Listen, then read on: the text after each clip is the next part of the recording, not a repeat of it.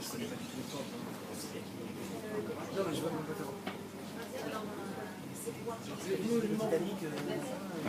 bon, on est en live, je fais des mouvements.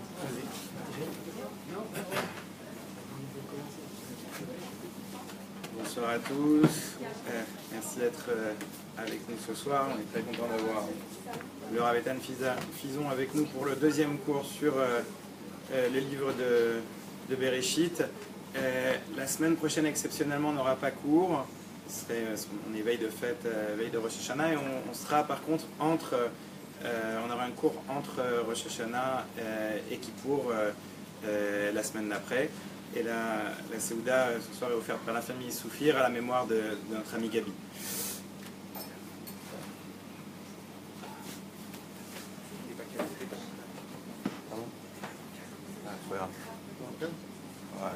Ce qui est important, c'est qu'il y ait Ethan. Tu veux que je redise un mot? Pardon. Comment c'est d'accord? Ouais, tu peux dire un mot. Tov, Erev Tov, les Koulam. Donc c'est reparti. Ça y est, on est relancé dans notre étude du livre de Bereshit, là où tout a commencé. Alors on a énormément avancé la semaine dernière, puisqu'on est arrivé au verset Bet. On a fini le deuxième verset. On n'a pas vraiment commencé le troisième. On a fini le deuxième verset, en fait, on a posé les bases.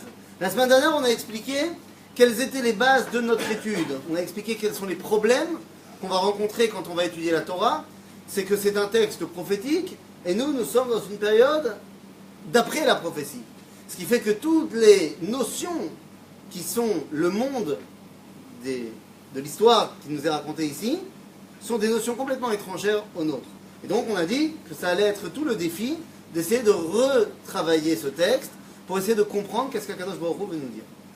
Maintenant, au-delà de ça, il faut bien comprendre évidemment, comme on l'a dit la semaine dernière, que ce texte, le début du livre de Bereshit, ne vient absolument pas nous expliquer comment le monde a été créé. Tout simplement parce que le mot Bereshit, ne voulant pas dire au commencement, mais bien pour le Réchit. Il y a ici une notion, une réponse à la question pourquoi, et non pas une réponse à la question comment. Ça va nous accompagner pendant tout le début de notre étude, c'est-à-dire jusqu'au chapitre 3, est-ce qu'on va avoir l'expulsion du Gan Eden. On ne peut pas comprendre le texte comme étant une compréhension linéaire de voilà, il y a une histoire, il y avait un beau jardin avec des arbres et des fruits et tout ça et tout ça et tout ça. Il s'agit ici d'une histoire qui nous emmène dans des sphères beaucoup plus importantes. En d'autres termes, on va parler ici, puisque c'est le sujet de notre cours ce soir, de la création en elle-même, on va parler du monde des idées, le monde de l'idéal. Et en fait, on a commencé à poser l'idéal avec le premier verset. Lorsqu'on avait dit « Bereshit bara Elohim et hashamayim ve'et haaretz ». Et alors tout de suite, on a vu qu'est-ce qui était très incompréhensible dans ce verset, mais une chose est sûre, qui a créé le monde d'après la Torah? Elohim.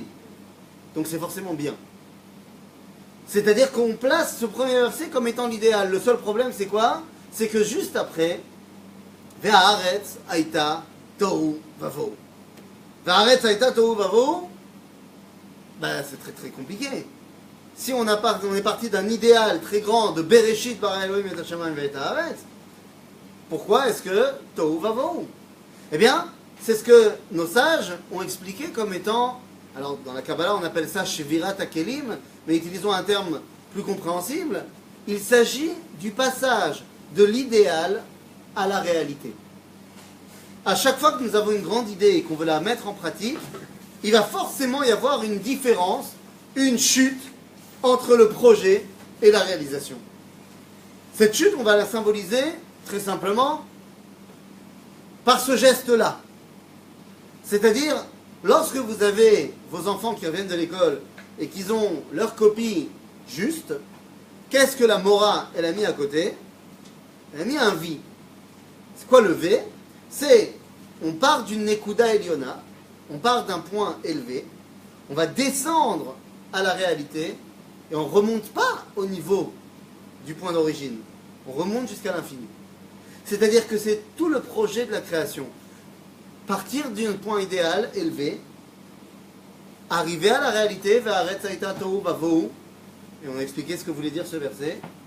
Et ensuite, toute la création, tout le reste de la Torah, c'est une volonté de revenir, pas seulement à Bereshit bara Elohim, mais bien au-delà. C'est-à-dire qu'il y a un point plus haut que l'idéal. Exactement. Il y a un point plus haut que l'idéal, c'est en vérité, le premier verset, il est, comment te dire, parfait. S'il n'y avait pas le deuxième verset, s'il y avait juste Bereshit bara Elohim et Hashamayim ve'et haaretz, qu'est-ce que tu aurais pensé de ce monde, tel qu'il est présenté avec ce simple verset? Parfait. Il manque rien, il peut rien manquer à ce monde, dans la mesure où il a été fait par Elohim, donc à Kol Besader. Il est la perfection. Le deuxième verset, par contre, il montre énormément d'imperfections. Va'aretz haïta tohu vavohu vechoshech al penei tehom veruach Elohim merachefet al penei hamayim. Plein d'imperfections. C'est-à-dire, s'il est plein d'imperfections, il tend à se perfectionner. C'est ce qu'on appellera en hébreu la ishtalmut, le perfectionnement. Deux entités complètement différentes. L'objectif du peuple juif, c'est quoi? C'est de faire la synthèse entre les deux. Il y a un texte dans le livre Orot HaKodesh du Rav Kook où il donne comme titre Shnei Erche Hashlemut, deux dimensions dans la perfection. Il dit que c'est ça le problème d'Akadosh Baruch Hu, c'est qu'il est parfait. Il a besoin qu'on lui donne le perfectionnement. C'est pour ça qu'il nous a créés. C'est-à-dire, il y a une nécessité pour le peuple juif de faire l'union entre ces deux valeurs, entre la perfection et le perfectionnement. C'est quoi donc ce point qui est encore plus élevé que l'idéal? C'est lorsqu'on ne va pas seulement à la perfection, mais qu'on va réussir à mêler les deux dimensions pour dévoiler Akadosh Baruch Hu. Ok? La perfection, c'est le premier verset. Le perfectionnement, c'est le deuxième verset. Tout le reste de la Torah, c'est essayer de synchroniser les deux. D'accord? On est bon? Alors allons-y. C'est parti pour la création du monde. Et attention, c'est parti pour la création du monde, et tout de suite, je répète ce qu'avait dit Rashi lors de son deuxième commentaire de la Torah. Je reprends ici donc ceux qui ont... Je vous invite à prendre le début de la Torah. Si vous avez avec vous Rashi. Rashi nous dit Lo ba'a katuv lelamed et seder amukdamim ve'ameucharim klum. Rashi nous dit, le texte de la Torah ne vient à aucun moment nous enseigner l'ordre de la création. Ça veut dire quoi? Ça veut dire que lorsqu'on va maintenant s'attaquer aux 6 jours de la création, n'essayez pas d'y faire une relation avec la cosmogonie. N'essayez pas de me dire, ah oui, mais ça correspond en fait à ce qu'on explique dans la science comme étant la... Non, c'est pas de ça qu'on parle. Ce n'est pas de ça qu'on parle. Et lorsqu'on va vous parler dans la création d'herbes, d'animaux, et ainsi de suite, là encore, bien que, oui, en parallèle, Akadosh Baruch Hu a créé un monde concret, avec dedans des animaux, lorsqu'on va nous parler de la création des animaux ici, l'objectif n'est pas de te faire comprendre qu'il a créé des animaux. L'objectif est de te faire comprendre qu'est-ce que ça représente, la création des animaux. J'en veux pour preuve qu'à la fin de toute cette histoire, je vous donne un spoiler énorme, parce qu'on a dit dans ce shiur qu'un des principes de base, c'est qu'on ne sait pas ce qu'il y a dans le verset d'après. On a dit que moi, j'avais le droit. Donc je vous donne un spoiler énorme. À la fin de toute cette histoire, parce qu'il paraît que vous avez entendu parler du film, à la fin de l'histoire de la création, je retrouve un homme, une femme, un serpent, une histoire comme ça bizarre, mais elle se situe où, cette histoire? C'est où l'endroit là où tout se passe? Un endroit qui s'appelle le Gan Eden. Seulement voilà, le Gan Eden est évidemment pas un endroit physique. C'est où le Gan Eden? Quelqu'un sait? À Hebron. Char du Gan Eden. C'est le char. C'est pas là-bas. C'est où? Hein? C'est où? C'est où? Je veux partir en vacances. C'est où? C'est l'Irak. C'est l'Irak.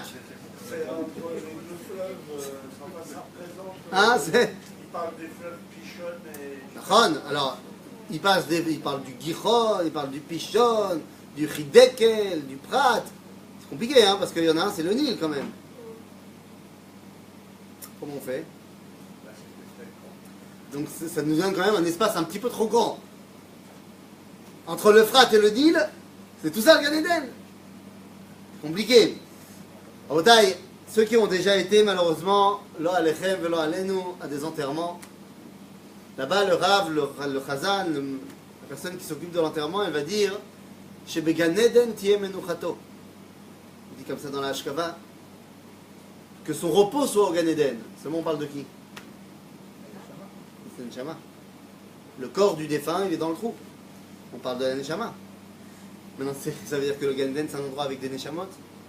Vous êtes d'accord avec moi que la Neshama, c'est pas quelque chose de physique?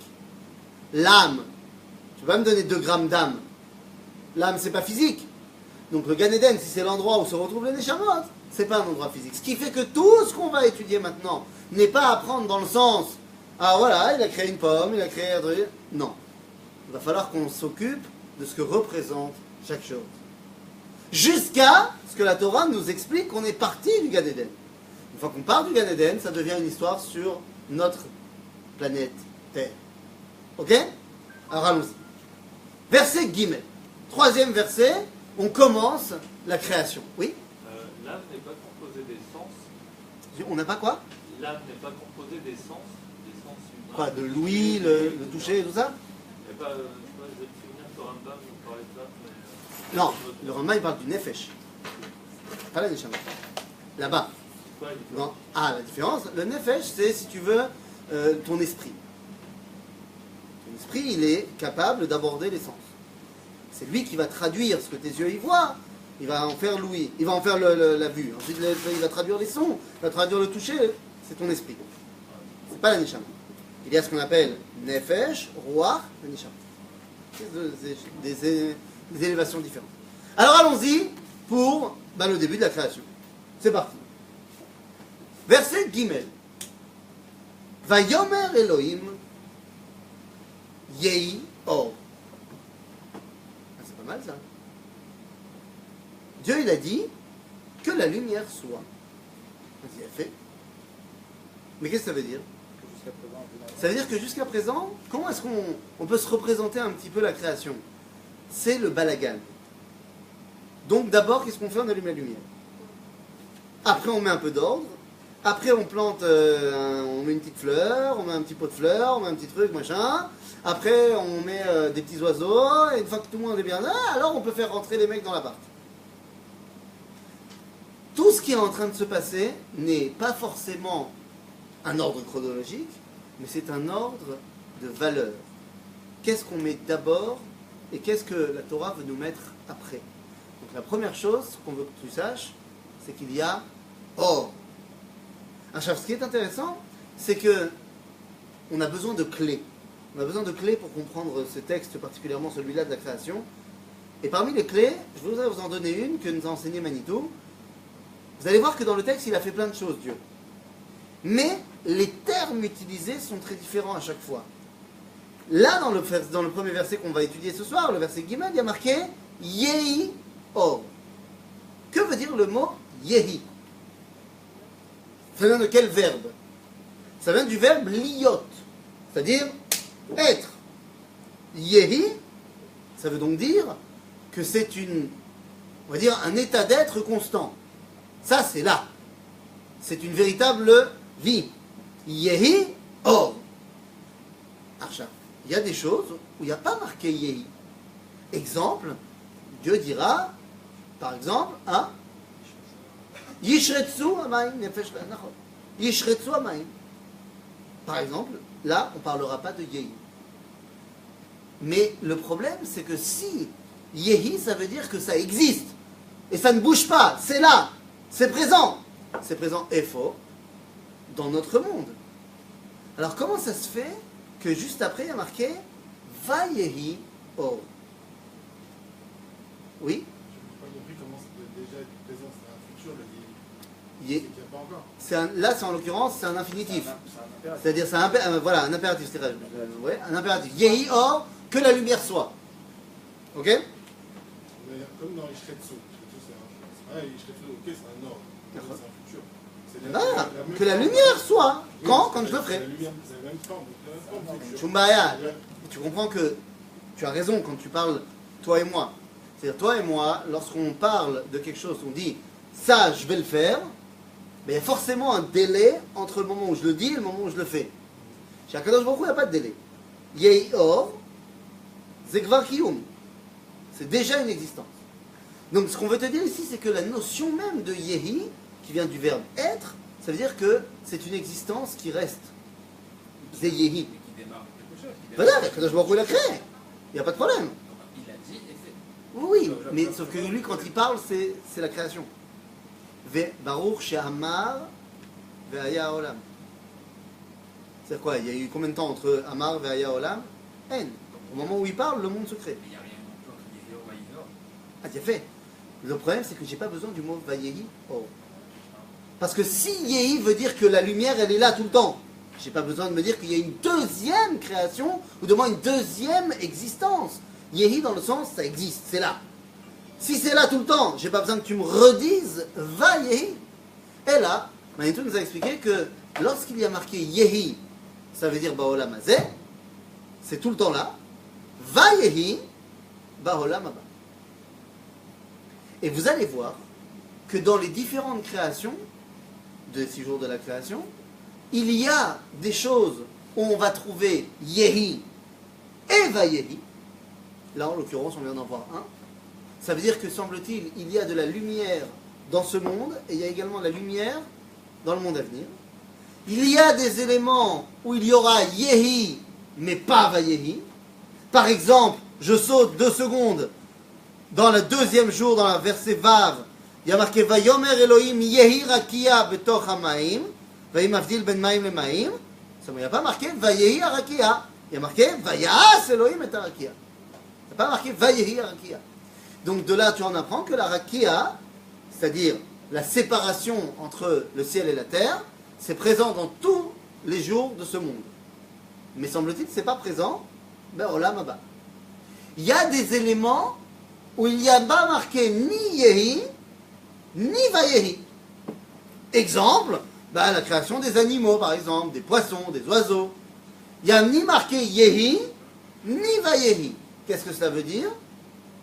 Eh bien, ça veut dire que ce sont des éléments qui ne sont pas présents tout le long de Olam Hazeh et qui ne sont pas non plus présents dans Olam Haba.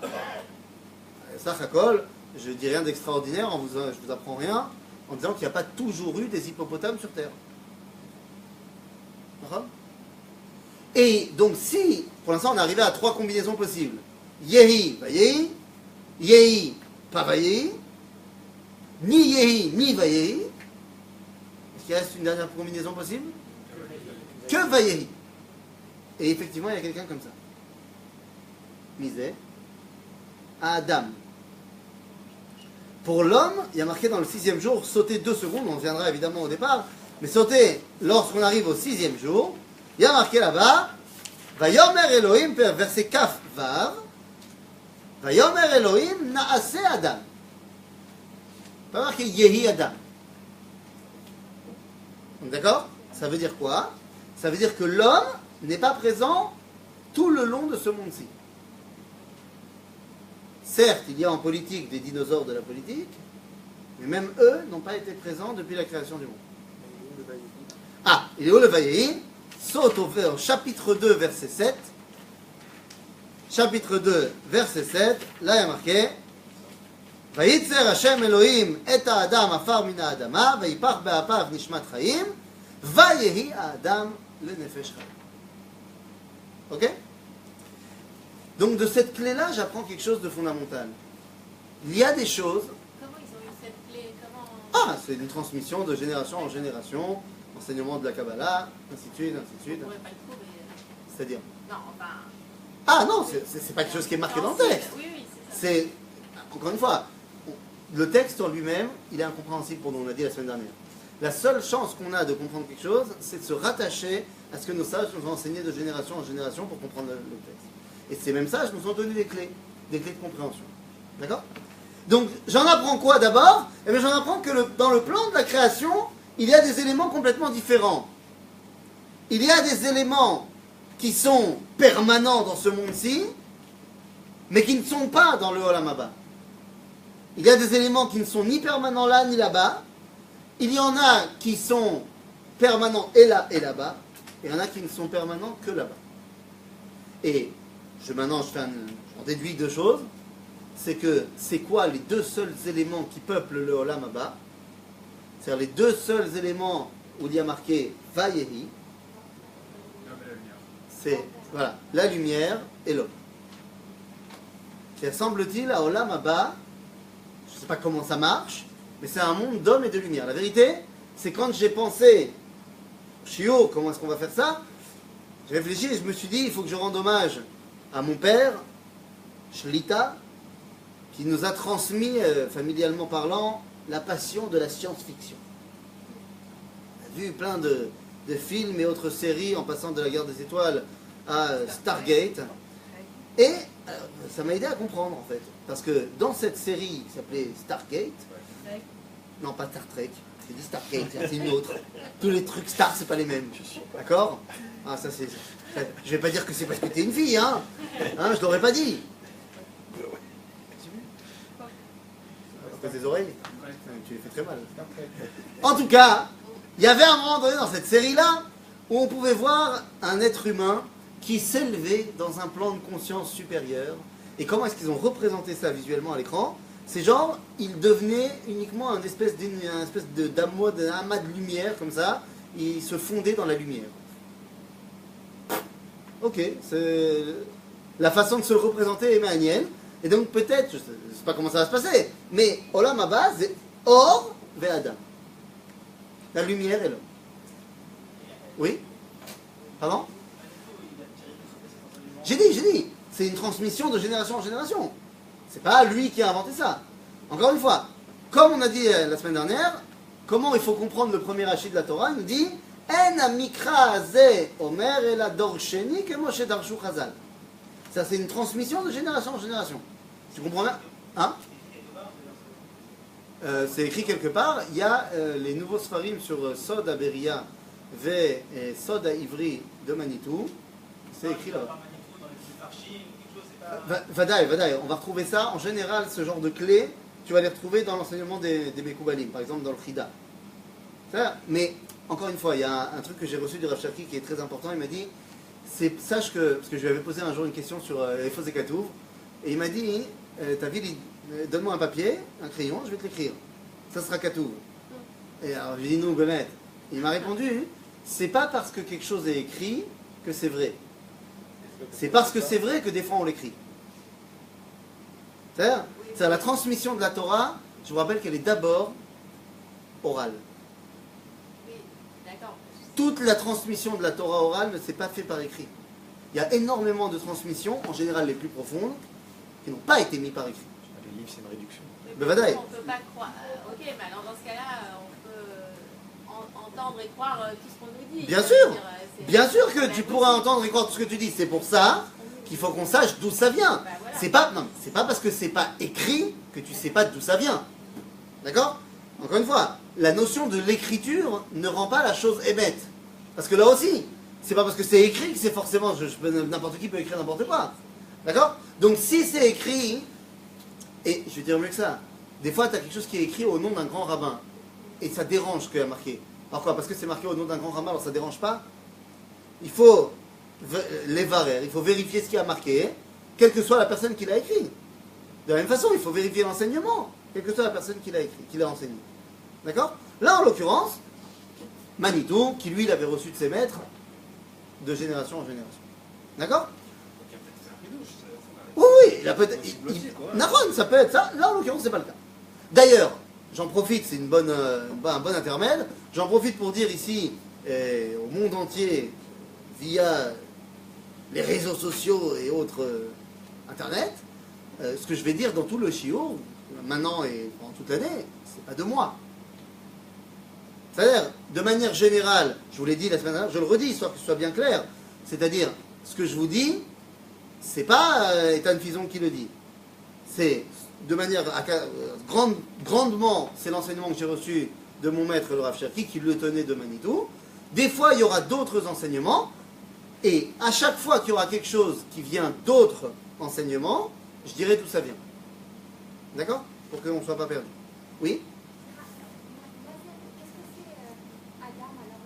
Ani lo yoder. Qu'est-ce que c'est Adam? Pour l'instant, je ne sais pas, je n'ai fait qu'un spoiler. Dès qu'on arrivera au verset de la création de l'homme, alors on saura ce que c'est. D'accord? Pour l'instant, je voulais juste qu'on mette en surbrillance qu'il y a un projet dans cette création. D'accord?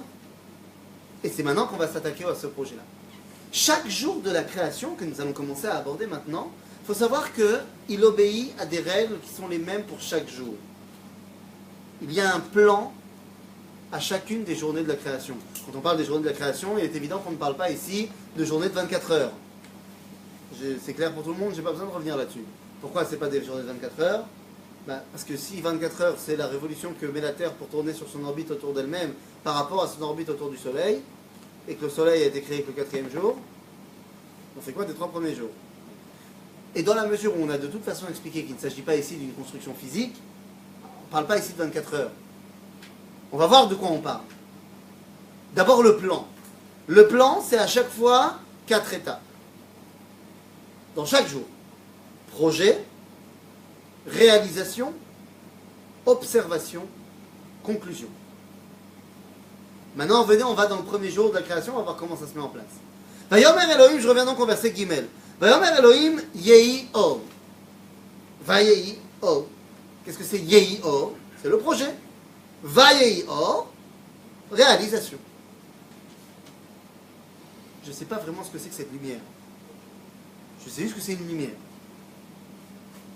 D'ailleurs, nos sages dans le Talmud nous diront que cette lumière a été rangée. Elle a été rangée pour les tzadikim, les hatid lavo. Un lot d'habitude comme c'est Omer, mais nos sages de la Kabbalah nous disent que cette lumière, elle porte un nom. Elle s'appelle Or Haganouz, la lumière rangée. Bon, je veux bien, mais ça ne m'aide pas à comprendre. Alors peut-être que, je sais pas, Rashi, il explique en général la Torah. Et Rashi, quand il n'arrive pas à expliquer un mot en hébreu, qu'est-ce qu'il fait? Il explique en français. Donc, j'ai le droit de faire comme Rashi. D'accord? Est-ce que le mot Oraganouz vous fait penser à un mot en français? Organisé. Organisé. C'est-à-dire, agave, étymologiquement parlant, le terme organisé vient de là. Vient de Oraganouz. Ça veut dire que, c'est quoi cette lumière? C'est ce qui nous permet d'organiser le monde. D'accord? Vayehi Or. Vayar Elohim et Or Kitov. Ça c'est quoi? Observation. Vayavdel Elohim ben Or ou ben Chosher. C'est-à-dire, c'est quoi le Chosher à ce moment-là? Est-ce qu'il a créé le Chosher? On n'a pas vu qu'il a créé l'obscurité. On avait vu l'obscurité déjà dans le 2e jour. Enfin, dans le 2e verset, c'est ça. Mais est-ce qu'on a parlé de la création de ce Chosher? Non. Est-ce qu'il a été créé? Oui. Mais pourquoi la Torah n'en a pas parlé? Parce qu'elle le superpose par rapport à la lumière. Ça veut dire que c'est quoi le Chosher pour la Torah? Là où il n'y a pas de lumière. L'obscurité n'est qu'une absence de lumière. D'accord? C'est quelque chose. Mais la Torah s'intéresse au fait que c'est l'absence de la lumière. Parce qu'il y a ici un message qui est véhiculé. Vayikra Elohim la'or yom ve'lachosher kara laila. Vayi erev, vayi voker, yom echad. Ce terme qui reviendra tout le temps, vayi erev, vayi voker, yom echad, c'est la conclusion. Mais attendez. À Or, il l'a appelé yom. Le terme de yom, il revient. Vayi erev, vayi voker, yom echad. Que veut dire le mot yom?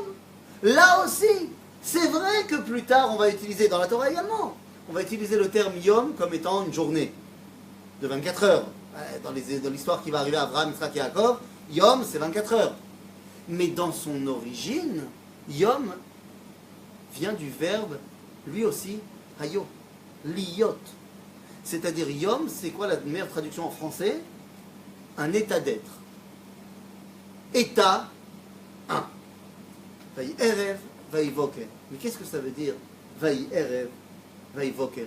Dans chacune des journées de la création, c'est quoi? Il sera soir, il fut soir, il fut matin. Ça veut rien dire. Qu'est-ce que veut dire le mot erev? Qui donnera naissance au le soir. Mazé erev. Erev Zemilachon, ça vient du mot le'arbev. Erev Zemilachon irbouv, c'est mélanger. C'est-à-dire c'est un état où tu ne peux pas faire la différence entre les choses. Ben oui, pourquoi? C'est la nuit. Tu ne peux pas faire la différence entre les choses. C'est-à-dire qu'il faut savoir que dans chaque situation dans le monde, il y a un état où tout est mélangé, et il y a un état vayehi boker. Boker, ça vient du mot levaker. Levaker, c'est pas seulement rendre visite, c'est porter un jugement. C'est-à-dire, c'est le moment où je peux discerner les choses. Dans chaque état, il y aura vayi erev, vayehi boker. Yom echad, ine, zéou. Premier jour de la création. Oui. Pour revenir sur la lumière et les ténèbres. Oui. Pourquoi il a besoin de les séparer si là où il n'y a pas de lumière, il y a des ténèbres? C'est déjà séparé. C'est-à-dire, Pourquoi il a besoin de... Vayavdel Elohim, ben, qu'est-ce qu'on revient au verset? Ouais. Vayar Elohim et Aor Kitov, Vayavdel Elohim ben Aor ou ben Achosher. Tu me dis, ils sont déjà séparés. Il n'y a pas besoin de les séparer. Ben si la lumière est présente partout, donc il n'y a plus de place pour l'obscurité. Qu'est-ce que ça veut dire? Ça veut dire qu'Akadosh Baruch Hu, il est volontairement celui qui va laisser la place à l'obscurité. C'est-à-dire qu'on a besoin de cette dimension de Erev. Ça fait partie du dévoilement de Dieu. D'accord? C'est-à-dire le premier jour, le premier état de la création, c'est la lumière. Mais dites-moi, c'est quelque chose de concret, la lumière? Alors aujourd'hui, on est capable de dire que voilà, c'est des photons. Mais la lumière, c'est quelque chose de complètement moufchat. C'est quelque chose de complètement abstrait pour nous. On ne peut pas tenir un morceau de lumière. Et vous allez voir que la création va dans cet ordre-là. On va du plus abstrait au plus concret. Pourquoi? Parce que c'est la façon dont Akadosh Baruch Hu a de se dévoiler. Du plus abstrait au plus concret. D'où est-ce qu'on voit ça? Comment Akadosh Baruch Hu fait le lien entre lui et les hommes? Dans le Rambam, dans Hilchot Yesodei HaTorah, dans les lois sur les bases de la Torah, c'est comme ça qu'il ouvre son œuvre, son commentaire de la Torah, mais le Rambam va nous dire dans le chapitre 2 qu'il y a des anges entre Dieu et les hommes. Maintenant, ces anges-là, il y en a 10, il y a 10 sortes, 10 degrés d'anges, et plus on descend vers l'homme, plus ces anges vont avoir des noms et des représentations humaines. À tel point que les premiers, c'est Srafim, Vaophanim, laisse tomber. C'est des trucs qui tiennent le trône divin, c'est quelque chose qui n'ont même pas de représentation quelle qu'elle soit. Et le dernier niveau d'ange pour le Rambam, c'est ce qu'on appelle Ishim. Dans la Torah, on va dire Ish. Vayar Ish. On te dit c'est un ange. Pourquoi est-ce que le Rambam dit pourquoi est-ce qu'il s'appelle Ish? Parce que c'est ceux qui sont le plus proches de l'homme. Certes, ils ne sont pas un homme, mais ils prennent la forme d'un homme. En d'autres termes, lorsqu'Akadosh Baruch Hu se dévoile, il part de l'abstrait le plus total jusqu'au concret. Et c'est pour ça que dans la création, ça va être également cet ordre-là. Alors on était dans l'abstrait, dans la lumière. Deuxième jour, c'est parti. Vayehi, Vayomer Elohim, verset Vav, Yehi Rakia. Ah, Rakia, c'est quoi Rakia? Une séparation. Ben Malema, Betoch Hamayim. Mais rappelez-vous, déjà depuis le verset bête, on ne sait pas d'où elle vient la Maïm. Par contre, elle est là. Qu'est-ce que veut dire le mot Maïm? D'abord, est-ce que c'est un singulier ou un pluriel? Un pluriel. Pluriel de quel mot? Ma. Vous avez dit la semaine dernière, Ma. Maintenant, ma, c'est Kol Mashiach. C'est tout ce qui existe. En d'autres termes, qu'est-ce que ça veut dire que Dieu il fait une séparation dans l'eau? Bah, Maïm, il faut qu'il y ait des madrigotes dans l'existence. Dans le Shakadosh Baruch Hu, Akol Echad. Mais l'idée même de la création, c'est que maintenant, il va y avoir du 1, plusieurs choses. Un jour, on m'a demandé, lorsque j'ai passé mon examen oral pour être guide en Israël, eh bien, mes examinateurs, parmi les questions de botanique, de zoologie, d'histoire, machin, quelqu'un m'a demandé Mazé tzitzit. J'avoue que j'ai pas compris. Au début, je pensais qu'il parlait d'un mot en grec ou en latin. Ça doit être un césaré, un truc comme ça. On a dû retrouver un truc qui s'appelait tzitzit. Ça doit être peut-être c'est une divinité babylonienne. Je savais pas de quoi il me parlait. Alors je lui dis, de quoi tu parles? Il m'a dit, Mazet Tzitzit. Je dis, mais attends, mais ça doit pas être ça. Peut-être que c'est une fleur. Je comprenais pas ce qu'il voulait. Et il voyait que, c'est pas que j'avais pas la réponse. Il voyait que je comprenais pas la question. Et donc à un moment donné, il me dit, là, les fils là que t'as, là, Mazet. Je dis, ah, Tzitzit. Je dis, bah oui, Mazet Tzitzit. Alors, bon, après il m'a expliqué pourquoi il m'a demandé, parce que des fois les religieux ils savent pas expliquer des choses qui sont évidentes pour eux. Il dit, mais tu vas avoir des touristes, et les mecs ils vont te voir avec des fils qui te baladent, ils vont te demander c'est quoi? Qu'est-ce que tu vas leur dire? Eh bien, mec, qu'est-ce que tu vas leur dire? Mazet Tzitzit. Mazet Tzitzit. Ah, tu vois un mec qui se balade avec des fils qui sortent du pantalon. C'est pas normal. Ça représente quoi? Pourquoi tu fais ça? Quelqu'un s'est déjà posé la question? Ne me dites pas c'est marqué dans la Torah. Nous? Dans la mitzvah tzitzit, dans la Torah, on me dit le man tizkoru et kol mitzvot Hashem. Genre, je mets ça, ça me rappelle toutes les mitzvot. Lama. Le tralet, c'est censé rappeler le... Alors, c'est Beikar le trelet. Ouais. Nachon. Mais bon, sur toute la mitzvah tzitzit. C'est censé rappeler le ciel. Alors, parce que le ciel, le trelet, il te rappelle la mer il te rappelle le ciel, ça rappelle le trône céleste, et donc ça te rappelle Dieu. Mais c'est pas les mitzvot. Les man tizkeru et kol mitzvot Hashem. Dieu... On dit le man tizkeru et Hashem. Si l'objectif c'est de se rappeler de Dieu. Non, peut-être que l'objectif c'est vraiment les mitzvot. Ah, donc c'est pas seulement... C'est pas les mitzvot pour les mitzvot, c'est les mitzvot. Alors qui c'est sont quoi? liés à Qu'est-ce Dieu. que c'est? En quoi avoir des fils, ça me rappelle les mitzvot? Pashut meod. Alors, t'as le côté on fait des maths de bas étage. Que le mot tzitzit, c'est en gematria 600. Et que dans un tzitzit, il y a 8 fils et il y a 5 nœuds. Ça fait 613, boum, 613 mitzvot. Ah! Nous. Ça c'est que 1. On a 4. Alors comment tu fais? Et là, pashut meod. Mazé bemet tzitzit. Arrête, vous savez qu'à Alpi Halakha, hein, le seul nœud qui est obligatoire, c'est le Kesher Rishon.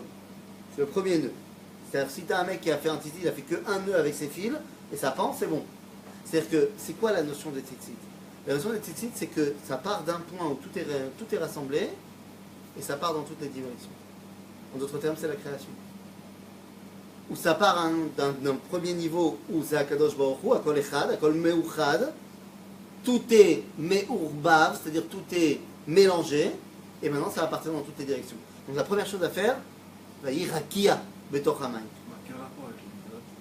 Ah, que les mitzvot, c'est les différentes façons que Kadosh Baruch Hu il a de se dévoiler dans ce monde. C'est sa volonté. Ok? C'est aussi pas très direct, on va dire. C'est-à-dire? C'est symbolique. Ah, évidemment. Évidemment que c'est symbolique. Mais la symbolique fait partie intégrante des mitzvot. Parce qu'on avait refusé Non, l'hypothèse. j'ai refusé le calcul. Non, ce qu'on avait dit avant. Que Que le trelet c'était... Ah, parce que le trelet, il me rappelle Dieu. Ouais.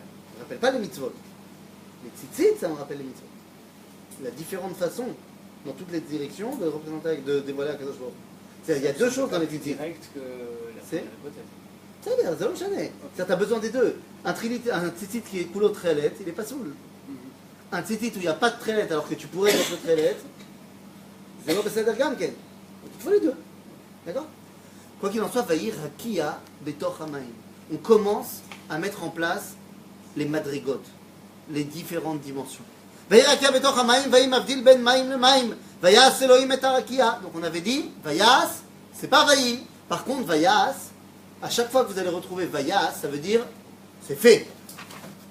La asot, ça veut dire c'est parfait. C'est pas fait, c'est parfait. C'est-à-dire que dès qu'il y a marqué vayas, il n'y a plus rien à faire, c'est top. Ok? On est au top. Vayas Elohim et arakia, vayavdel ben hamayim asher mitachat larakia, ou ben hamayim asher me'al larakia. Vayichen. Ah, il y a marqué vayi. Non, il n'y a pas marqué vayi rakia. Il y a marqué vayichen. Qu'est-ce que ça veut dire en français, vayichen? Comment? Ainsi fut-il. C'est futile. Chen, ça veut dire quoi? Comme ça. Zekmo. Dis-moi, quand on dit sekmo, c'est-à-dire que c'est ça? Ou zekmo? Mo, c'est comme. C'est comme. Ouais, mais chen, c'est ça. Comment chen? Non. Chen, ça vient du mot que mot. C'est le même shoresh. Vayi chen, ça veut dire vayi que mosé.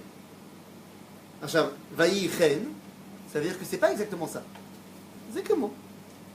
C'est-à-dire, il n'y a pas ici de notion de vayi rakia. Vayikra Elohim rakia shamaim. Shamaim. Shamaim. Où est-ce que je l'ai déjà vu ce mot? Ah tiens, Bereshit bar Elohim et Shamaim. Ve'et haaretz. Shamaim, enfin pas vraiment. Parce que qu'est-ce qui a marqué dans le premier verset? Bereshit bar Elohim et Ha-Shamaim. Ici, Ha-Shamaim dont on parle, c'est Stam les cieux. Alors que ce qu'on avait dit la semaine dernière, Ha-Shamaim, c'est l'endroit de l'union des valeurs. D'accord? Vayomer Elohim c'est vrai. Vayikra Elohim l'arakia Ha-Shamaim, vayi erev, vayi voker, yom, sheni. Et là, il y a un problème de grammaire de base. Ben oui. Si il y a marqué au début Vayerev Vayevoker Yom Echad, comment il faut dire le deuxième? Yom Shtaim. Ou alors, tu m'appelles le premier, Rishon. Donc qu'est-ce que ça veut dire? Mazé Vayerev Vayevoker Yom Shtaim, ou du moins Yom Sheni. Donc le premier doit être Rishon. Non, le premier, on ne sait pas qu'il y aura un deuxième. Ah, tu dis le premier il est Echad, et après ça change. Mais d'accord, mais Akadosh Baruch Hu, il sait ce qu'il va faire. Donc quand il nous donne la Torah. Ça s'appelait la guerre mondiale. La première et la deuxième. Donc, mais finalement, tu as réappelé la première. Ouais, après. Après, ça, Akadosh Baruch Hu, je te rappelle qu'au moment où il dicte ça à Moshe, la création elle a déjà eu lieu. D'accord? Et lama, ça veut dire quoi? Vayi erev vayevoker yom sheni shehu echad. C'est la deuxième fois qu'il y a un jour qui se suffit à lui-même. Vous vous rappelez qu'on a dit que ce n'est pas ici une notion de chronologie? Que les 6 jours de la création représentent un yom, c'est-à-dire un état d'être? Eh bien, le premier état, c'est un état. Il se suffit à lui-même. Tout est déjà dans Aor. Maintenant, il y a une deuxième façon qu'a Kadosh Baruch Hu de se dévoiler. Cette deuxième façon, c'est Arakia. Yair, Rakia, blablabla. En d'autres termes, Vayerev Vayevoker Yom Sheni, c'est la deuxième fois qu'il y a un état qui se suffit à lui-même. Il y aura une troisième fois où c'est Olam Umlo. Une quatrième fois où c'est Olam Umlo, où c'est un monde entier. Une cinquième fois, une sixième fois, et après on verra. C'est ça que ça veut dire Yom Sheni, Shlishi, Revi. C'est la deuxième fois que c'est un monde entier. C'est la troisième fois que c'est un monde entier, et ainsi de suite. Ok? Vayomer Elohim, Yikavu Amaim, Mitachat Hashamayim, El Makom Echad. Et là, on comprend quelle est la dimension numéro 1 de Maim. C'est quoi? C'est quoi le rôle de l'eau? De quoi? De dévoiler à Ardout. Yikavu Amaim Bemakom Echad. Et c'est pour ça qu'on a dit une goutte d'eau plus une goutte d'eau, ça fait toujours une goutte d'eau. Une grosse goutte d'eau, mais ça fait une goutte d'eau. C'est-à-dire que l'eau, par définition, c'est ça, là où on va pouvoir retrouver Echad. C'est ça? La reine, Vayomer Elohim yikavu hamayim mitachat hashamayim el makom echad, vaterae hayabasha. Vayichel. Vayikra Elohim la yabasha eretz. Eretz. Qu'est-ce que ça veut dire eretz? Ça veut dire eretz. Oui, je suis désolé, là on est en train de mettre en place les choses. Le cours, il est un petit peu un cours d'hébreu, mais c'est chachouv. Pourquoi? Parce que la Torah a été donnée en hébreu. Et on a dit, il faut savoir de quoi on parle. C'est caché. Ok? Mazé Eretz. Eretz, ça veut dire la terre. Oui, d'accord, mais ça vient de quel verbe? Lirtzot. Eretz ani irtse. C'est le futur de Rotse. En hébreu tanachique. Ça veut dire que Mazé Eretz, c'est là où il y a des volontés. Pas l'absence d'eau. C'est-à-dire? De la même manière que le prochain, c'est l'absence de Bien sûr. lumière. Bien sûr. Et Et on a dit c'est quoi l'eau? on a créé l'eau. C'est quoi l'eau? C'est là où il y a Echad. C'est quoi ma volonté, mes volontés? c'est ce qui va justement spécifier les choses. C'est-à-dire que lo c'est echad, ve'eretz c'est un makom she'ani mitbate baratzon. D'accord? Donc c'est là où la volonté peut s'exprimer. Et tu as raison. Là où il n'y a pas d'eau, il y a ça. D'accord? ותראה היבשה ויחן ואומר אלוהים ליבשה ארץ ויקרא לסירה אלוהים ליבשה ארץ ולמקווה המים קרא ימים וירא אלוהים כי טוב ויאמר אלוהים. On est dans quel jour là de la création? Troisième.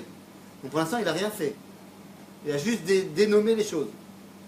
Et il a dit on arrête de bouger les gars. Maintenant je vais commencer à faire quelque chose le troisième jour. C'est quoi? ויאמר אלוהים תדשה הארץ דשא עשב מזריע זרע, עץ פרי עושה פרי למינו, אשר זרעו בו, על הארץ. ויהי כן. Je traduis. Qu'est-ce que Dieu il veut créer le troisième jour? De l'herbe. C'est לא פשוט. מה זה תדשה הארץ דשא? מה זה דשא? De la pelouse, נכון. Mais qu'est-ce que ça veut dire pour nous? דשא עשב מזריע זרע. C'est-à-dire, Tatché Haaretz Deshe, c'est quelque chose qui pousse. C'est quelque chose qui a une évolution. Maintenant, cette évolution, elle doit comporter en elle-même la possibilité de se reproduire. C'est-à-dire d'engendrer. Mazri Azera. Etz Peri, Ose Peri. C'est quoi l'idée? Non. Ça veut dire quoi, Etz Peri? Non, ça c'est Etz Ose Peri.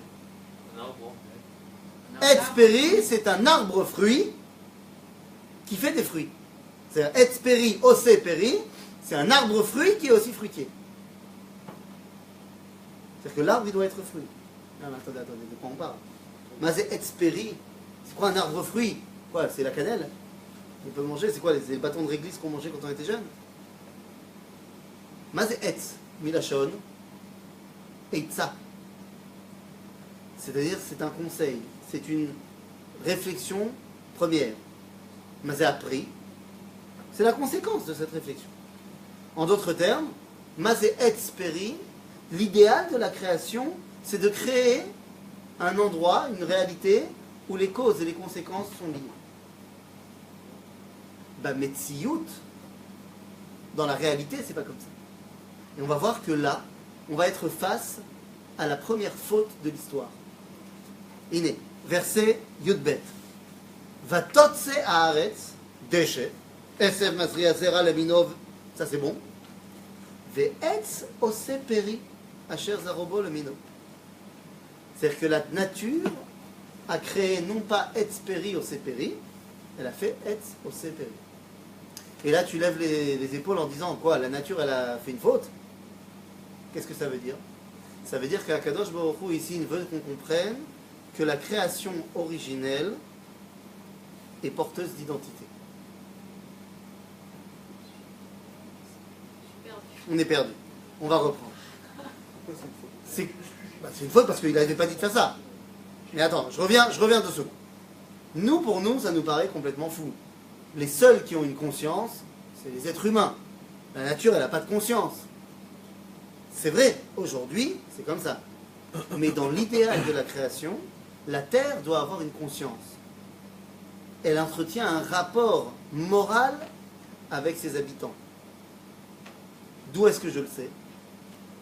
Tu te rappelles des versets de la Torah qui me dit « Faites attention, sinon la terre va vous vomir » Ou alors lorsqu'on te dit que la terre d'Israël, elle mange ses habitants? Qu'elle a été coupable d'avoir englouti Evel. Que quoi? Qu'elle a été coupable d'avoir englouti Evel. Qu'elle a mangé Evel, Nagid? Donc ça veut dire qu'il y a une vraie personnalité à cette terre. C'est vrai que depuis le déluge, la seule qui a gardé cette capacité d'avoir une personnalité, c'est la terre d'Israël.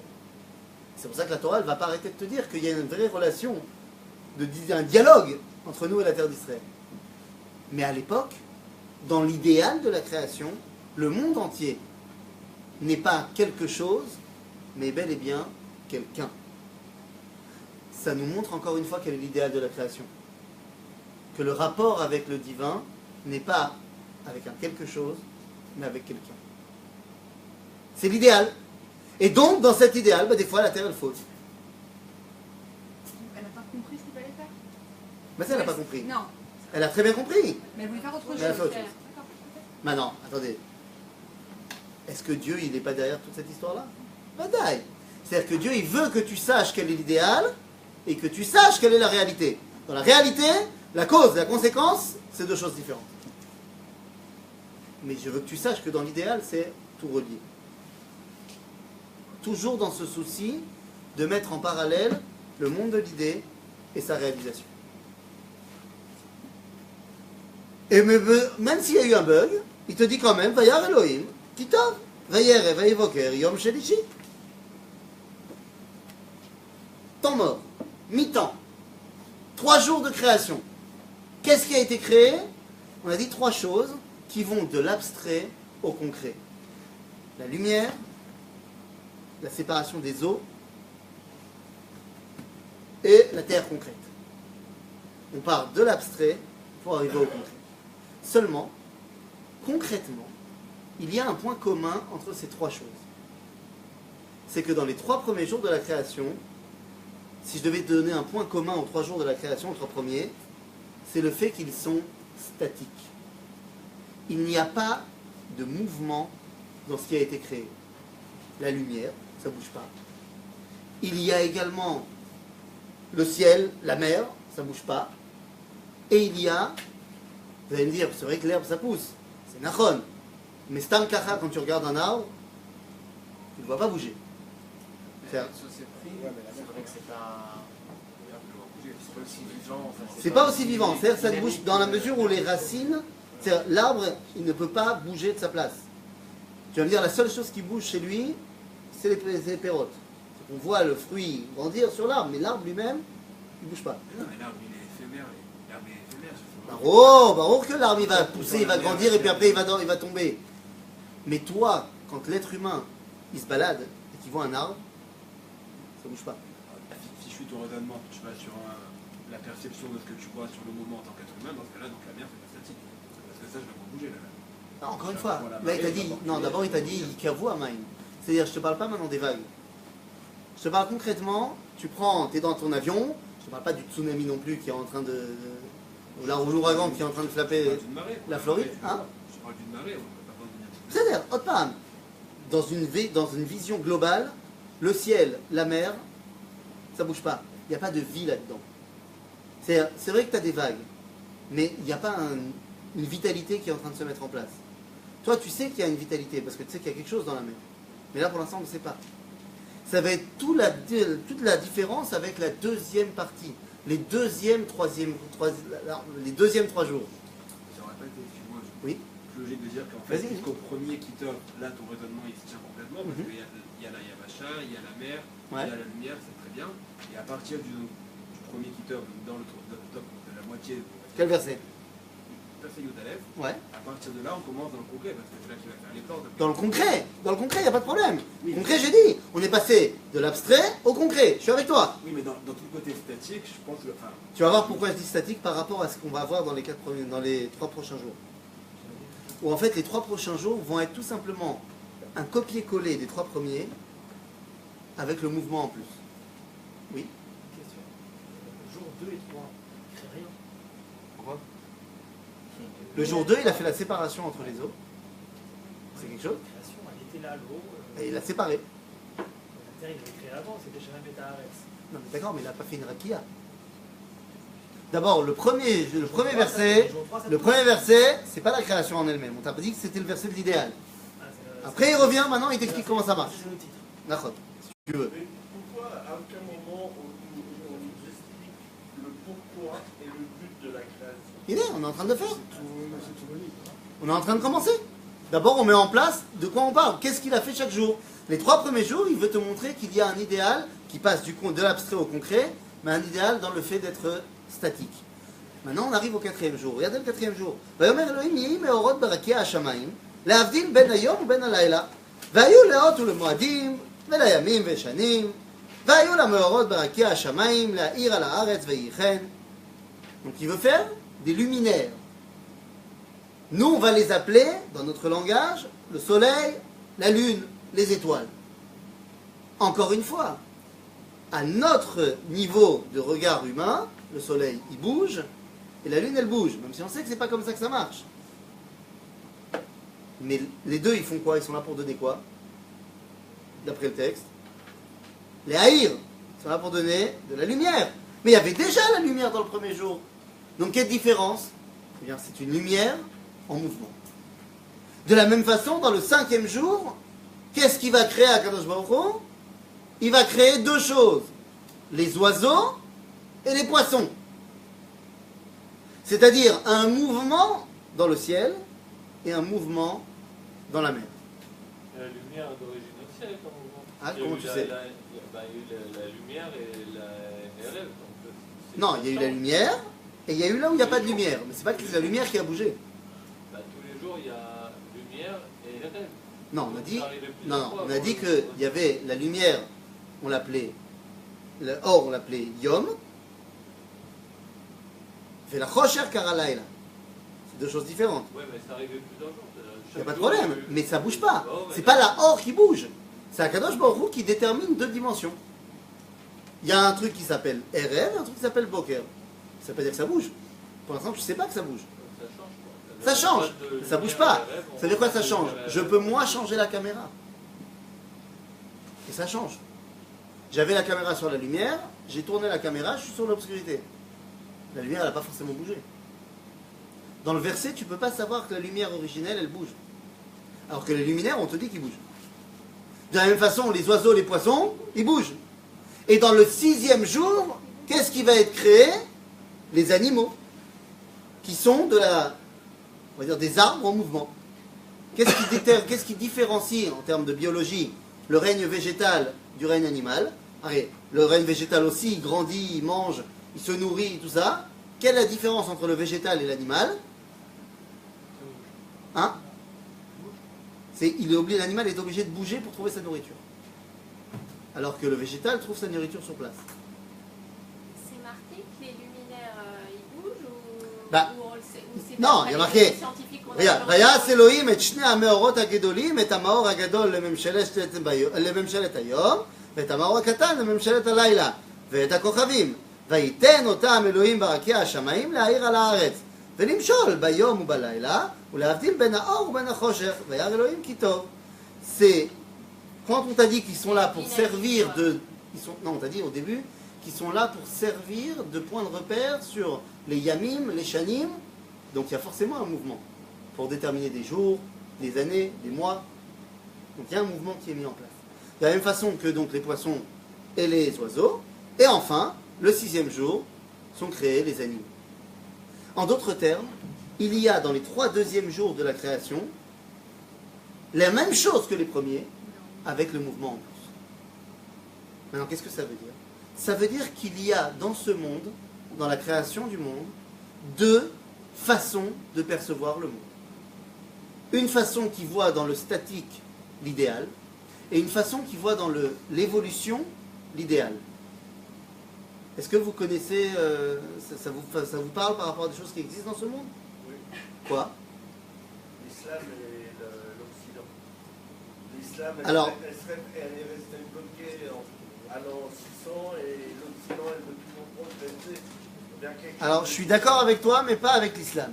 Parce que c'est vrai que l'islam, pour l'instant, elle fait du surplace, mais elle n'est absolument pas dans l'idéal du statique. Au contraire, c'est vrai qu'elle n'a pas réussi pour l'instant à évoluer depuis pas mal de temps, mais l'idéal de l'islam n'est absolument pas le fait d'être statique, puisque l'idéal de l'islam, c'est la conquête du monde.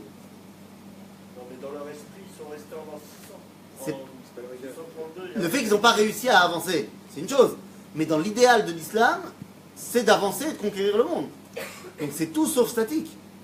Là, ils sont en train de se réveiller là-dessus, à ce niveau-là. Maintenant, là où je suis d'accord, c'est qu'il y a vraiment une différence entre 2 pôles de culture. Ce qu'on appelle l'Orient et l'Occident. L'islam fait complètement partie de l'Occident. C'est un leurre de dire qu'il y a une guerre de civilisation entre l'islam et l'Occident.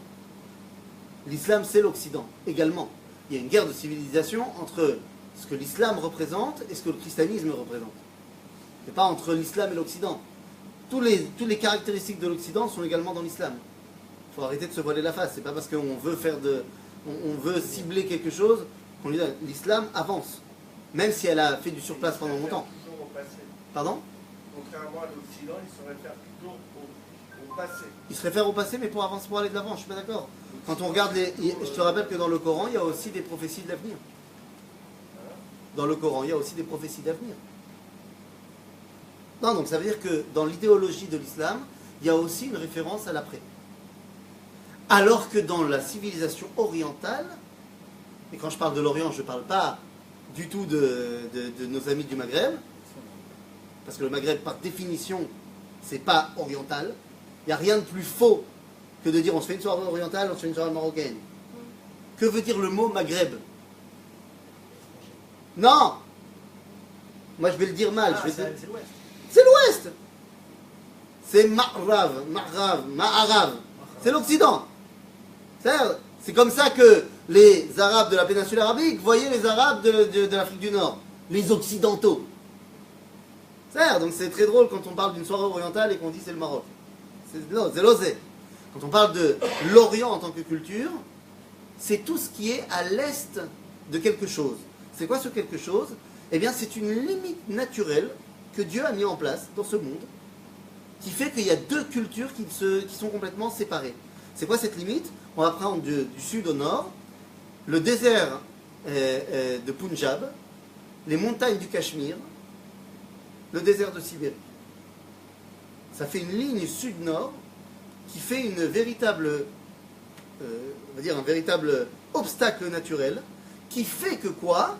Qui fait qu'au fur et à mesure du temps, ça a créé deux pôles de culture qui n'avaient pas de contact l'un avec l'autre pratiquement. Il y en avait quelques-uns, mais pratiquement pas. Alors qu'à l'intérieur de chacun des pôles, tout le monde était en contact. C'est-à-dire, dans l'Antiquité, les civilisations indiennes, chinoises, japonaises, indonésiennes, tout ce merchav-là, ils étaient tous en contact. Ils n'étaient pas du tout d'accord, hein, ils avaient plein de différences les uns avec les autres, il n'y a pas de problème. Chacun avait sa culture propre, tout ça, je veux bien. Mais tout le monde avait des contacts. Personne n'avait des contacts avec l'Occident. Alors que, de l'autre côté, la Perse était en contact avec Babel, avec Israël, avec la Grèce, avec Rome, tout le monde était en contact, mais pas de l'autre côté. C'est très intéressant d'ailleurs de voir que lorsqu'Alexandre le Grand veut commencer ses conquêtes à l'Est, les gens n'ont aucun problème de partir de la Macédoine et d'aller conquérir la Perse, c'est loin quand même, mais on y va, Israël, et encore à l'ouest, et encore à l'est, et encore à l'est, et encore à l'est. Quand est-ce que Alexandre a dû s'arrêter? Vous savez pourquoi il s'est arrêté? Parce que son armée n'a pas voulu continuer. Lorsqu'ils sont arrivés le long du Gange, non, le long de l'Indus, en Inde, ils ont dit stop les soldats. Non, pourquoi ils ont dit stop? C'est manienne mode. Ils ont dit c'est trop loin de la Grèce. On est arrivé trop loin. C'est-à-dire quoi? De toute façon, il n'y a aucun de ces soldats qui est jamais revenu en Grèce. Mais ils ont certainement compris que ça, c'était un autre monde. C'est-à-dire qu'à Kadosh, aujourd'hui, on a des avions, on s'en fout. Mais à Kadosh Baruch Hu, il a fait en sorte que pendant des années, deux pôles de culture humaine se sont mis en place. Une qui est l'Orient, une qui est l'Occident. Et chacun voit comme idéal une chose différente. L'idéal de l'Occident, c'est l'évolution, le mouvement. L'idéal de l'Orient, c'est le fait de ne pas bouger. Il paraît, je ne parle pas chinois, mais il paraît qu'en Chine, il y a une insulte très répandue qui dit « Je te souhaite de vivre dans une époque qui bouge ». C'est genre « The insulte ». Parce que ce qui est statique, c'est sûr, c'est bien. Quand tu fais bouger les choses, l'air t'aida. Alors franchement, c'est quand même très bizarre que tout ce qui a amené, toutes les découvertes scientifiques qui ont amené finalement au XVIIe siècle à la révolution industrielle au XVIIIe, en Europe, toutes ces découvertes étaient déjà connues depuis le 9e, 10e siècle en Chine. Seulement les Chinois, ils n'en ont rien fait. Du moins, ils n'en ont pas fait une révolution industrielle. Parce que qui t'a dit que parce que tu as découvert quelque chose, il faut changer le monde? Peut-être le monde il est très bien comme ça. Ce sont deux pôles complètement différents. Et donc, pourquoi la Torah elle m'explique ça? Parce qu'elle veut savoir où va être le peuple juif dans toute cette histoire-là. Nous, on est orientaux ou occidentaux? Au milieu. Alors, on n'est pas au milieu géographiquement, mamache. Mais, qu'est-ce qu'il y a à la fin de 6 jours de la création? Spoiler. il y a un truc qui s'appelle Shabbat. Shabbat. Seulement d'après les kabbalistes, il faut placer quand Shabbat? D'après les Mekoubalim, la semaine, elle n'est pas du dimanche au Shabbat. Elle a du mercredi au mardi. Alors les Mekoubalim, ils commencent à te dire Shabbat Shalom le mercredi. Et ils vont te dire Shabbat Shalom jusqu'à mardi. C'est-à-dire, mercredi, jeudi, vendredi, tu te prépares à Shabbat. Tu es en mouvement permanent, en préparation de Shabbat, et Osherat pourra en témoigner. Shabbat, et dimanche, lundi, mardi, tu vis sur la hashpa, sur l'influence du Shabbat, le frigo pourra en témoigner. Ça veut dire quoi? Ça veut dire que Am Israël, il est là pour faire l'union entre l'Orient et l'Occident. Dévoiler quel est le Kodesh qu'il y a dans le fait d'être statique, mais surtout dévoiler le Kodesh qu'il y a dans le fait d'avancer. Et oui, parce que c'est où le point positif à être statique? C'est lorsque tu es statique parce que tu as avancé. Parce que tu es maintenant sous l'influence de quelque chose. Et c'est là toute la différence entre les 3 premiers jours et les 3 deuxièmes jours. À la fin des 3 premiers jours, il n'y a rien. À la fin des 3 deuxièmes, il y a Shabbat. C'est ça? Mais revenons à notre 6e jour, parce qu'il est quand même particulier. Il y a quand même un élément qu'on n'a pas encore évoqué, qui nous concerne un tout petit peu. C'est lequel? Bien regardez, nous sommes au verset Chaf. Non, c'est Ra. Prenez directement le verset Kaf Gimel. Vayere vayevoker yom chamishi. Et là commence le 6e jour. Vayomer Elohim. Qu'est-ce que la nature doit produire? Je vous invite à compter. Totse haaretz, 2 points, ouvrez les guillemets. Que la terre sorte. Nefesh chaya lemina. Be'ema varemes vechaito eretz lemina. Vayichen. Donc qu'est-ce que la terre doit faire? Combien de choses elle doit produire? Revenez avec moi. Totse haaretz, 2 points, ouvrez les guillemets. Nefesh chaya lemina. Be'ema varemes vechaito eretz. Donc ça fait combien de choses? 4 choses. Voyons si ça marche. Vayas Elohim et chayat haaretz. Donc ça c'est quoi? Chaito eretz. Ensuite, ve'et habehema. Ça c'est bon. Ve'et kol remes ha'adama lemino. Vayar Elohim kitov. Il manque un truc. C'est quoi ce truc? Nefesh chaya. Et dans le spoiler que je vous ai fait tout à l'heure, vous savez qu'est-ce que c'est? C'est quoi ce Nefesh chaya? C'est l'homme. Vayi à Adam, le Nefesh chaya, ça sera marqué dans le chapitre 2. En d'autres termes, Akadosh Baruch Hu a demandé à la nature de créer 4 choses, y compris l'homme. La nature a réussi à faire plein de choses, sauf l'homme. Pourquoi? Parce que, semble-t-il, que pour faire un homme, la nature ne suffit pas. Et puisque la nature ne suffit pas, Dieu a compris.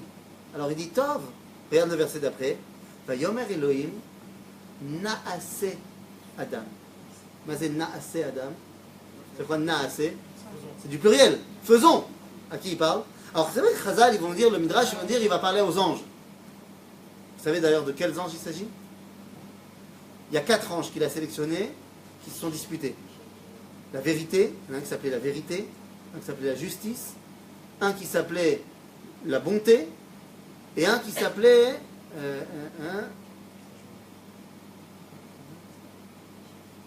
la paix. Un qui s'appelait Shalom. Emet, Tzedek, Chesed et Shalom. 4 anges. Et ils sont disputés. Emet, il a dit Ali Baré. Pourquoi Ali Baré? Ne le fais pas. Parce qu'il ment. L'homme, ça ment. Donc, fais pas ça.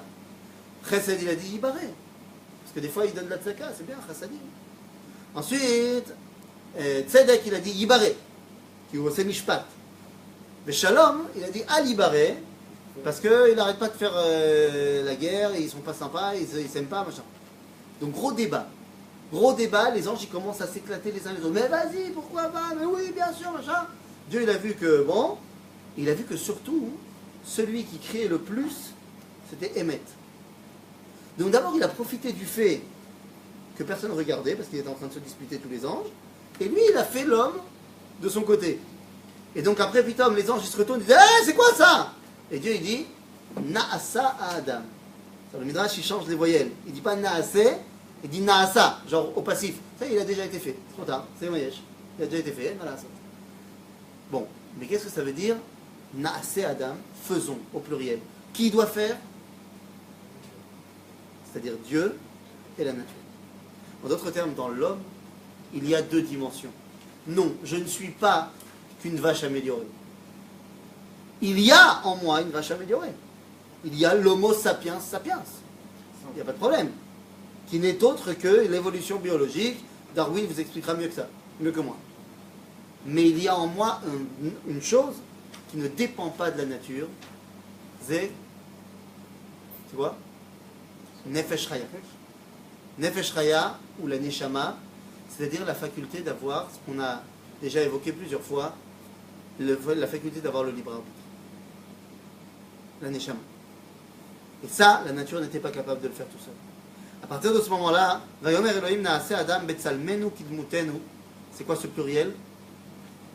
L'homme, il a en lui ces deux côtés-là. On est un animal naturel, mais on est également une Neshama.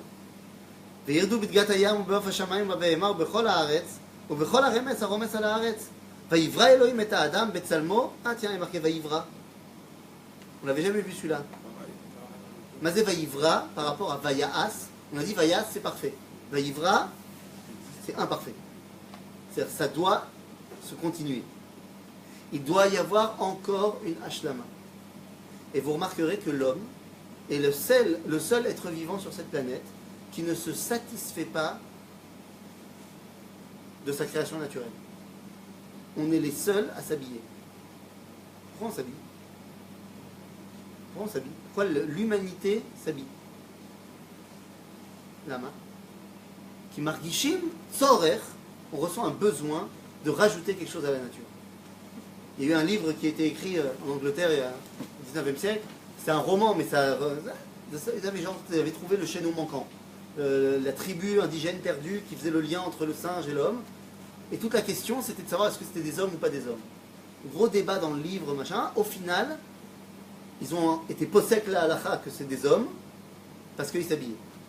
Et il n'existe aucune civilisation humaine qui ne s'habille pas dans le sens, ça ne veut pas dire qu'ils s'habillent avec un t-shirt et un short, mais qui ne font pas quelque chose en rajout sur le corps. Des fois, c'est un collier, des fois, c'est des peintures de guerre, c'est l'homme chané. Quelque chose, on a besoin de rajouter. Il semblerait que c'est ce qui nous différencie du reste de la création. Cette conscience profonde que Yeshod Mashula a sorti. Et c'est exactement ce qui se passe ici dans le verset d'après. Et c'est par là qu'on va terminer. Le verset d'après nous dit c'est ça? Frédéric Vaïvra, c'est l'imparfait. D'accord. Alors pourquoi quand Dieu définit l'idéal au début, il utilise le verbe bara? Bereshit bara Elohim et Hashem et Ça c'est l'idéal. D'accord. C'est-à-dire que l'idéal, c'est quoi? C'est imparfait. C'est-à-dire donc un bidou. Et donc à la fin de l'histoire, alors que Dieu lui fait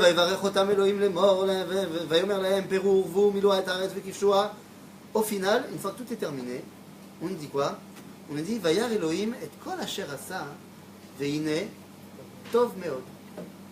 Et enfin, Vayi erev, Vayi voker, yom hashishi. Terminer les 6 jours de la création. Terminer les 6 jours de la création. C'est pour ça qu'on peut rentrer dans ce verset que tout le monde connaît. Vayechulo hashamayim, je vous demande de bien suivre et par là on va terminer. Vayechulo hashamayim va'aretz vechol tzevaam. Vayechal Elohim, vayom hasheviim melachto asher asa. Il a terminé. Ça y est. Il a fini tout ce qu'il avait à faire. Vayishbot bayom hashevi'i. C'est arrêté. Le 7e jour. Mikol melachto asher asa. Vayivarech Elohim et yom hashevi'i. Vayikadesh oto. Je traduis pas volontairement. Qui vaut Shabbat Mikol Melarto, suivez bien avec moi, on est toujours au verset Gimel. Asher bara Elohim la'asot, vayi erev, vayi voker, yom hashevi. N'est-ce pas? Non? Non, ça dérange personne? Ça dérange personne que j'ai inventé un verset qui n'existe pas? Il n'y a pas marqué vayi erev, vayi voker, yom hashevi. À la place, le peuple juif s'est habitué à dire Savré Maranan. Et en vrai, ça n'a pas marqué. Qu'est-ce que ça veut dire? Ça veut dire quoi? Non! On a dit qu'est-ce que c'est Vayere Vayevoker Yom X? C'est la conclusion du jour. Donc s'il n'y a pas marqué Vayere Vayevoker Yom Shevi'i, ça veut dire que le 7e jour n'est pas terminé. En d'autres termes, on vient de terminer les 6 jours de la création, on rentre dans le 7e, qui n'est pas terminé. Et tout le reste de la Torah va être de savoir quel est le projet et la réalisation du 7e jour. Et pour ça, il va nous falloir plusieurs cours. Et donc c'est ce qu'on va commencer à faire directement après les fêtes, puisque la semaine prochaine il n'y a pas cours, mais la semaine d'après il y a cours, mais il ne sera pas sur le Sefer Bereshit, il sera particulièrement sur la fête de Sukkot, parce qu'on a l'habitude de dire à chaque fois sur Rosh Hashanah, sur Yom Kippour, et jamais on parle de Sukkot, parce que genre c'est Ben Azmanim, tout le monde est en vacances. Donc non, nous on parlera de Sukkot, et donc le cours entre Rosh Hashanah et Yom Kippour, il parlera de Sukkot, et après Sukkot on pourra recommencer les péripéties de l'humanité. Chazak, Baruch.